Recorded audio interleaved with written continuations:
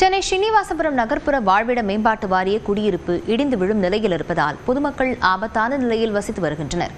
இதுகுறித்த செய்தி தொகுப்பை பார்க்கலாம்.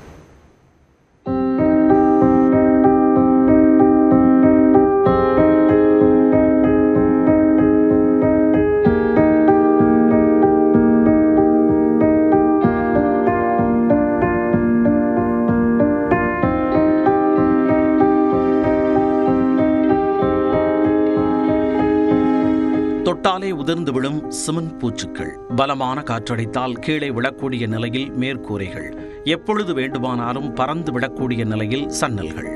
இதுதான் சீனிவாசபுரத்தில் உள்ள ஹவுசிங் போர்டு குடியிருப்பின் நிலை. சென்னை பட்டினப்பாக்கம் அருகே உள்ளது சீனிவாசபுரம். இப்பகுதியில் 1356 நகர்ப்புற வாழ்விட மேம்பாட்டு வாரிய குடியிருப்புகள் உள்ளன. கட்டடம் கட்டப்பட்டு 50 ஆண்டுகள் கடந்த நிலையில் எந்த நேரத்திலும் இடிந்துவிடும் நிலையில் மிகவும் மோசமாக தற்போது உள்ளது. கூரையின் கான்கிரீட் இடிந்து விழுந்து விபத்துக்களும் அவ்வப்போது நிகழ்ந்து வருகின்றன. வீடுகளை காலி செய்யுமாறு அரசு அறிவுறுத்தி வரும் நிலையில் வெளியே சென்றால் வீட்டு வாடகை கொடுக்க முடியாது என்ற காரணத்தால் இங்கேயே வாழ்ந்து வருவதாக தெரிவிக்கின்றனர் அப்பகுதி மக்கள். ஸ்டெப்பு தான் அதில் முக்கியமாகவே எல்லாம் உள்ளுக்குள்ளே இருக்கக்கூடிய அந்த கான்கிரீட்டுக்குள்ளே இருக்கக்கூடிய அந்த இரும்பெல்லாம் இட்டு போய் ரொம்ப உடஞ்சி விழுது. அது இல்லாமல் நம்ம ஸ்டெப்பில் போயிட்டு இருக்கும்போது கூட நம்ம மேலே விழுந்துடும்.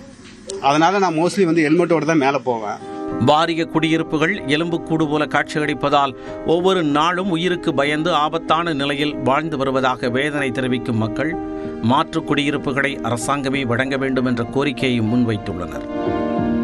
இப்போ ஒவ்வொரு நாள் இப்போ நைட்டுக்கு போக முடியல, வர முடியல, ரொம்ப கஷ்டமா இருக்குது எங்களுக்கு. இப்போதைக்கு உடனே ஒரு மாற்று வீடு கொடுத்தாங்கன்னா நல்லா இருக்குமா. எங்களுக்கு மாற்று வீடு கொடுத்தாங்கன்னா நாங்கள் போகலான்னு தாம்மா இருக்கிறோம். அங்கே டுமிங்க்கு இப்போ கேட்டிருக்கிறோம். அங்கே கொடுத்தாங்கன்னா நாங்கள் போகிறதுக்கு ரெடியாக தாம்மா இருக்கிறோம். இந்நிலையில் இதுகுறித்து தெரிவித்த மயிலாப்பூர் எம்எல்ஏ வேலு, புதிய வீடுகளை கட்டித்தர தான் பொறுப்பேற்றதில் இருந்து முயற்சித்து வருவதாகவும் அதற்கு வீடுகளை மக்கள் காலி செய்து ஒத்துழைப்பு வழங்க வேண்டும் என்றார்.